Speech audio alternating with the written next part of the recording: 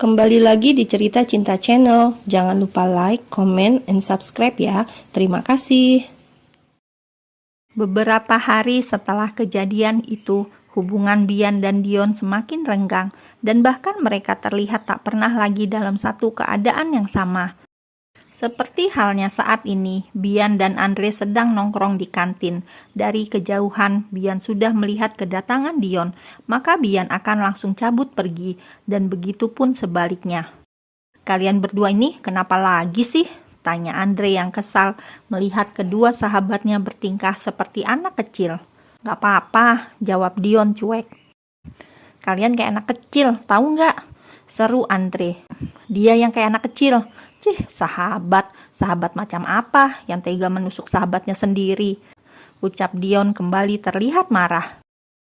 "Menusuk, maksud lo?" tanya Andre yang memang belum tahu akar permasalahan kedua sahabatnya. Baik Bian maupun Dion masih bungkam akan masalah mereka. "Kalian ini masih nganggep gue sahabat gak sih? Kalian ada masalah berdua, diam-diam aja.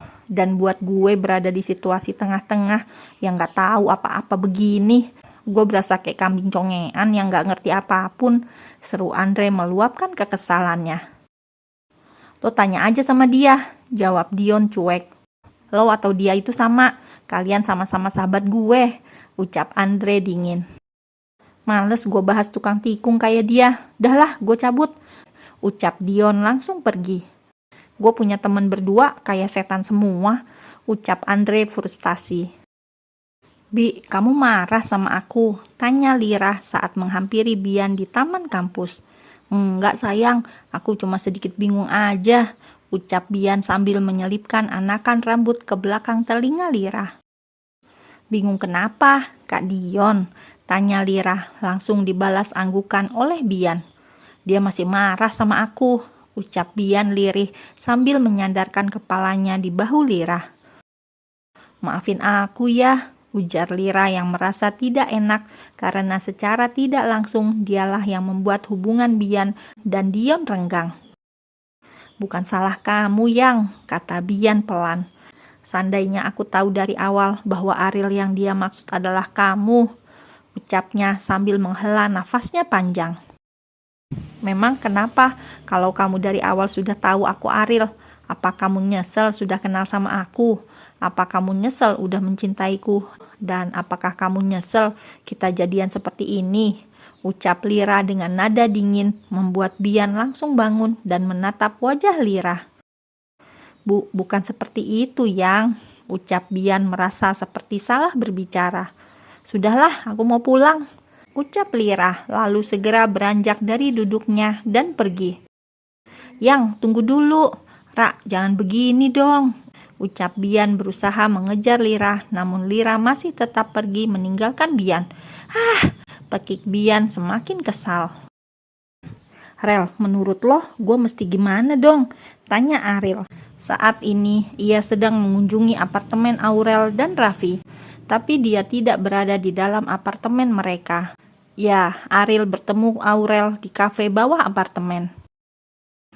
"Gue gak nyangka, Ril, kalau ternyata Kak Dion dan cowok lo sahabatan, dan ternyata mereka sama-sama suka sama lo," ucap Aurel juga ikut bingung setelah mendengar cerita Ariel.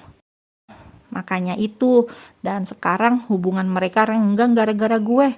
Gue takut kalau Bian bakal ninggalin gue. Lo tahu kan, gue udah sayang banget sama dia," curhat Ariel dengan wajah sedihnya. "Lo kenapa dulu mesti make nama Lira sih, Ril? Andai dulu lo make nama asli lo, pasti semua gak bakal serumit ini," ucap Aurel. "Lah, mana gue tahu bakal jadi begini sih, Rel. Gue make nama Lira juga biar bonyok gue gak bisa lacak gue. Ternyata percuma. Bonyok gue tetap aja bisa ngelacak keberadaan dan aktivitas gue," keluh Ariel kembali mengingat waktu ia dan Bian ke rumah sakit. "Lo sabar aja, gue yakin Bian juga sayang banget sama lo, dan dia pasti bakal mempertahanin lo," ucap Aurel memberikan semangat buat Ariel. "Pokoknya kalau kali ini percintaan gue gagal juga, gue pasrah deh nerima perjodohan nyokap gue. Mungkin dijodohin bakal lebih baik daripada nyari sendiri tapi pada nyakitin semua," ucap Ariel cemberut frustasi. Wait, apa lo bilang tadi? Lo mau dijodohin? Tanya Aurel mengernyitkan dahinya. Iya, nyokap sama bokap gue mau jodohin gue sama anak teman arisan nyokap gue. Tapi gue gak mau karena gue udah punya Bian. Tapi kalau ternyata Bian juga bakal ninggalin gue, ya udah gue pasrah aja lah dijodohin, kata Ariel sambil merebahkan kepalanya pada meja kafe. Lo udah tahu orang yang mau dijodohin sama lo kayak apa?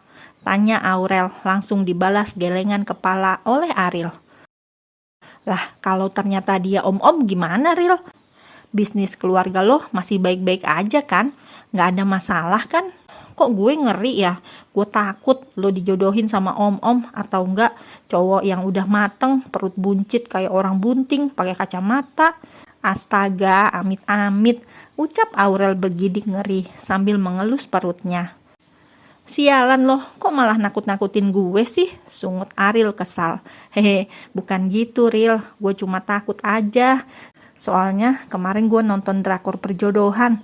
Astaga, gak mau bahas gue, ucap Aurel sambil menggelengkan kepalanya. Kampret lo ah, jangan lo samain hidup gue sama drakor sialan lo, ucap Ariel semakin kesal. Sedari tadi Bian terus mondar-mandir di dalam kamarnya sambil menghubungi nomor HP Lira. Berulang kali ia menelpon dan chat WA, namun sama sekali tidak ada tanggapan. Status WA Lira online, namun enggan membuka chat dari Bian. Astaga, begini banget sih, ucap Bian dengan gusar. Bian pun langsung merebahkan tubuhnya di ranjang dan menatap langit-langit kamarnya. Ra, gue sayang banget sama lo, tapi gue juga gak tahu mesti bagaimana, ucapnya lalu menutup matanya dengan lengan. Saat ini Aurel tengah asik menonton drakor kesukaannya sambil merebahkan tubuhnya di sofa ditemani potongan buah untuknya mengemil. Ya, semakin bertambah usia kandungan Aurel, nafsu makannya pun kian bertambah juga. Astaga, ucapnya sambil menelan salivanya saat melihat adegan kiss yang menurutnya sangat panas. Mau di skip sayang, gak di skip kok gimana gitu? Aurel terus bergumam sendiri tanpa ia sadari bahwa sedari tadi Raffi tengah berdiri di belakangnya dengan menyilangkan tangannya di dada dan memicingkan matanya melihat ekspresi Aurel dan mendengar ocehan-ocehan Aurel sedari tadi. Jir, ini kalau nonton sama tuh anak udah pasti langsung abis gue, ucap Aurel lagi terkekeh saat membayangkan dirinya menonton drakor bersama Ariel. Wah, gue kangen sama tuh anak. Duh, mana ya HP gue? Ucapnya lalu mencari keberadaan HP-nya. Dek, Aurel langsung mematung kala melihat ke belakang dan ternyata Raffi sudah ada di belakangnya.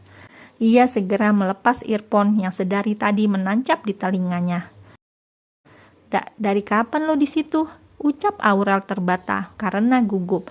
Ia seperti seseorang yang tengah ketahuan mencuri barang. Ngapain lo nyari HP? Tanyanya menatap tajam ke arah Aurel. Mau telepon siapa lo? Jawabnya lagi. Bukan urusan lo, sahut Aurel ketus.